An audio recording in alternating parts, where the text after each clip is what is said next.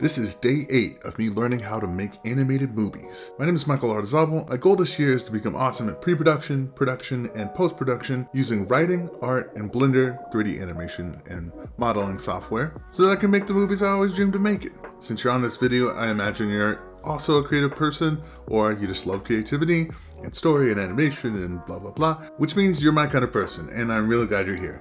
Okay, let's get into it. Made some progress today with the sword. And guess what? We're putting the sword in the stone because you know what? That's epic and it's fantasy and it's awesome. And also it's what the course I'm taking is telling me to do. And I'm being a good student and I'm doing the thing. I'll break the rules later, but first I'm gonna learn them. We got these crazy colored rocks and the sword looks all funky colors. And you know what? There's a reason. There's a reason they look all funky. Because apparently, and you know, this is a very simple scene right now. There's only 5 things really in it technically. You know, the sword is multiple things, but we'll just think of it as one thing. And that's not too hard to keep track of, right? But let's imagine that you had like hundreds of things in a scene. All of a sudden, it can be really hard when you're having to like click on all those things. So apparently there's a random color function in Blender that then lets you make all these crazy colors. So this rock's purple and green and whatever. And it might look crazy, but it's helpful for working. And then over on the left, I've got the camera set up. We haven't animated the camera yet, but we're gonna work on that soon. But if I go over to shading, look at that. Sword and the stone. Yeah, pretty cool. So getting ahead of myself, it's gonna look even cooler. We're gonna get a background and some lighting and cool stuff, but not today, not today. I'm really excited with that progress. It feels really cool. I'm leveling up. Okay, next I have some drawing practice, trying to get better at faces. I'll show you and then we'll talk about it. Okay, this is what we got. Face, face, face.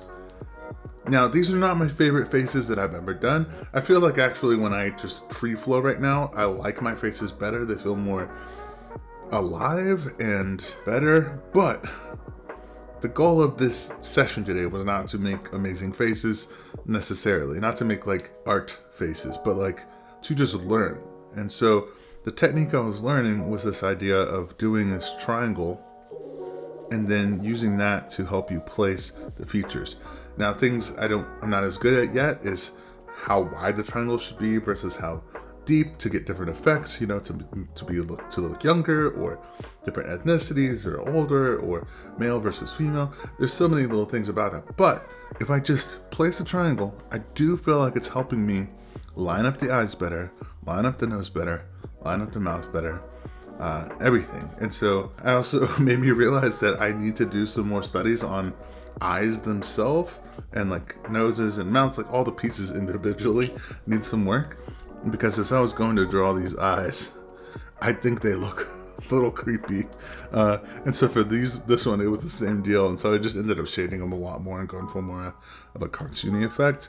And here I was like, I just fully committed. Like, we're just going cartoony with the eyes. It's cool. But I do feel like it has like started this process in my brain. And I was catching myself as I was looking at people during my day, like going to work and stuff, is that I was watching for like the triangle of the eyes. And because I'm also, you know, thinking so much about animation and whatnot, I'm also just kind of like imagining we can't do a triangle on my face, whatever, we'll imagine this as a triangle, right? But I'm imagining like how it's moving in space when people are talking.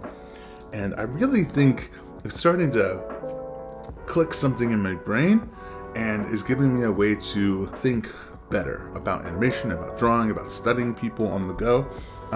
So I was in this meeting. It was a cool meeting. I'll talk about it more later, but really vaguely because I don't know if I can talk about it. But first off, I drew my friend Tyler, and there he is. And you know what? It may not look exactly like him, but it looks like a person. And it's Tyler-ish. And I'll take it. And then did another little face here, just kind of doodling a little expression. Again, going with the vibe from Mulan, but from memory. Here's my little square dude, Samurai Jack style-ish. And then I drew this guy that I just made up. All these are pretty much made up except for Tyler. And that was really fun. And then I feel like I was doing the triangle of the face and imagining like, I see something, close eyes, turn, then look. And it definitely gives me some ideas for animation. Like if I can animate and show the, that's a better way to do the triangle. Then I can show this triangle moving in space and be able to really see where the head is angled, what it's looking at, and because in animation, one of the things I think if you try and draw every single feature on one frame and then do it on the next one, if you're someone from Disney and you've done it so much, you probably can. But for me, just starting out, it's much easier to animate a simple shape going in motion, and it's still kind of hard. But I could do the triangle, right? And then if I know what to put inside the triangle, then I could go back and pass after pass and be like, this is the eye pass, this is the nose pass, this is the mouth pass, and so on and so forth. And then for the rest of the animation, I have this anchor that's going to help me to do it, right? I hope that makes sense. It makes sense to me, obviously, because I'm so excited about this epiphany. But yeah, I'm excited. So this was good exercise, good practice, right? Okay. Writing. Today was a writing day. I didn't spend a lot of time on writing. I just did this one little exercise. The goal from the book I'm using, Coffee Break Screenwriter, was to write a brief synopsis of your story. And being that I don't want to give it away completely, I'm not going to share that brief synopsis with you. But I'll talk about what it helped me with. And so if you're writing a story, I think this could be a helpful exercise for you as well. If you can tell like a tiny version of your story, and you're like, you give the what if statement, you give the kind of thing that starts the story, that's a huge complication, and then you just say the solution, like, do they save the day? Do they fail? Do they whatever? It's like a really quick way to test out pieces and say, like, if I just say that 3-sentence version of my story and it doesn't excite me, then it's easier to change that one of those sentences right now than it is to change it later. And so I think it's a really helpful tool to catch yourself early and make sure you're writing a story you're actually excited to write. And luckily for me, I'm excited to write my story. In case you haven't seen my other videos, I'm writing a kung fu revenge fantasy story where a guy loses his pregnant wife and his right hand in a raid on his village, and then he makes a pact with a demon in order to get powers to avenge them. So, not a movie for kids, but I'm really excited about it. I love revenge movies and kung fu and martial arts and fantasy. So this is why I'm so excited about my story, because it's my story and it's perfect for me. So we've been in the micro weeds with the projects, but now let's just talk about creative approach overall. Where's my mind at? Where's my head at? Today was a really good chance to practice accordioning my schedule. Okay, you probably don't know what that means. Just like an accordion, it kind of expands and then contracts to make the sounds, right? If my day is busy and I got weird stuff going on, then I might hope that I can have the full amount of creative time in the morning or in the evening to do whatever I want. But often that's not the case, there's weird stuff happens, right? So today I had other stuff going on, so I had to squeeze the accordion and just get this little chunk of time to get everything done. So instead of letting that usually mess up my day, which is what old me would do, I instead was just okay, I'm gonna do 20 minutes on this thing. Set a timer. When I'm done, I'm done. And then move on to the next thing. And that is always not what I prefer. That's never what I hope for. But I always feel better when I do something on a busy day than when I do nothing. Except if I'm super burnt out or sick or whatever, and then, take the day off. But in this case, it was exactly what I needed. I still got stuff done. I still made progress. And I also just got to feel happy and proud of myself for doing the stuff, right? Feels good. I think what helped that to go so well today was yesterday was my prep day. I set myself up for success before today. I made it so that it was easier to get into my artwork and writing and Blender, so that all I had to do was show up and get started versus show up, look through all the things I need to prep and research and whatnot, and then get started. And so that's been really nice to kind of set myself up on Sunday for the week. I'm happy to say that so far that has proven to be a good choice. Let's get emotional. Where are my creative emotions right now? Honestly, the best. So freaking good. In general, I'm happy to make the progress I'm making. I'm also happy with my mindset as I'm doing stuff.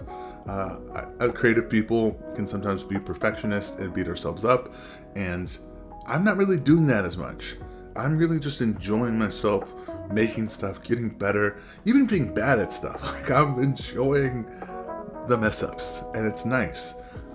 It feels really good. I highly recommend it. I know that's easier said than done, but I think it starts with small steps. I think it starts with, just showing up a little bit as you can, even if you feel those negative emotions. Over time, getting more comfortable with just being with yourself with creativity. Big thing I've been thinking about a lot lately. Time is always the thing that people use as an excuse for creativity, but it's almost never really time. It's really about your mindset. What I've really learned, it's about being willing to sit with yourself while you make bad work, while you make art that is not where you want to be at, to write words and stories that aren't what you love yet. Sit in the gap between what Ira Glass says is, your taste, the things you love, the reason why you get into this creative work, and then where you are right now. And that gap is what feels so painful, to be like, I'm not there yet. And I'm really learning to enjoy the gap. I'm like, yeah, I'm not awesome yet. I'm not where I want to be yet, but I'm doing it, and it's fun. I'm getting to live the dream, and it's awesome. Also, today was really neat. I had a big meeting with someone that I don't even know if it's cool to mention, that we are doing some cool stuff at work for this project. The themes and the types of things I'm drawing are totally up my alley, and the person I was drawing this stuff for is actually someone I look up to in the world of writing, and so I don't know, pretty cool. And yeah, I'm just really stoked about that. So even though I can't say more, just please be happy for me, and thank you. And then emotionally, just like the path, how do I feel about moving forward on my path? I feel really good. I feel really solid. I'm doing this stuff. I'm learning to make movies. I will continue to do so, and then I will finish them. And it doesn't even feel like a if I will kind of thing. It's just like, yeah, of course I will. This is what I'm doing. This is who I am. Let's go. And I know that's not probably going to be my mindset every day, so I'm just really grateful that today I'm feeling empowered, and I'm feeling like I have the control and the agency to live my creative life the way I want to. If you're enjoying the ride with me, please feed the YouTube monster a like, a comment, or a subscription. I've heard a rumor that the YouTube monster doesn't visit every channel, but particularly creative storytellers. Yeah, the YouTube monster can show up and really start wrecking things and eating up good parts of the video. So we don't want that to happen, so thank you for helping me out. Alright, last but not least, I just want to let you know what my plans are moving forward. I'm going to keep going with my Blender course. The next thing I'm going to work on is adding in a cool background and learning some wizardry of being able to populate lots of objects without having to copy and paste and make a billion objects. So I'm really excited about that because it's going to, I think, allow me to do some really wacky, weird stuff. Like, with the sword that I've been learning to make, I have this vision of a character that's made of swords moving around, and it might be a while before I can do it, but I'm starting to see the things I'm learning, and I'm dreaming up what I can do with those tools. It's really fun.